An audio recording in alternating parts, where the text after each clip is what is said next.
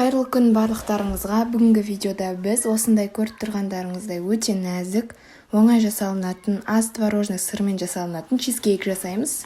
Ең бірінші қамыр үшін печеньені үгітіп, үстінен ерітілген сары майымызды салып, екі массамызды біріктіреміз.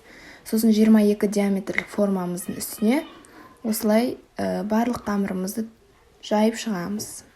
Шеттеріне бортики жасаймыз. Барлық жеріне бірдей етіп жаюға тырысыңыздар. Начинкасы үшін 220 грамм творожный сыр, 100 грамм сахарный пудраны салып, жақсылап араластырамыз.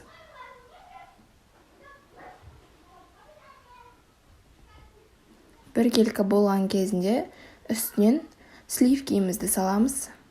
Менде сливки өте қою.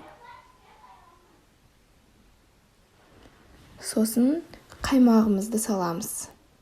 Барынша біркелкі араластыруға тырысыңыздар, чизкейк сол кезде әдемі шығады. Жұмыртқаларымызды бір-бірлеп салып, осылай араластырамыз. Миксер қолданбаймыз. Тағы бір жұмыртқамызды салып араластырып аламыз. 2 ас қасық жүгері крахмалын саламыз. Осылай абайлап қасығымыздың көмегімен араластырамыз. Жаңағы формамыздың үстінен осы начинкамызды құйып, 140 градуста 45 минут шамасында пісіріп аламыз. Сосын жақсылап суытамыз да, одан кейін барып формасынан шешіп кесе береміз. Осымен біздің өте дәмді әрі оңай жасалынатын чизкейгіміз дайын. Менің YouTube каналыма тіркеліп, осы видеоға лайк басып кетіңіздер. Келесі видеоларда бұдан да күшті рецептермен бөлісемін.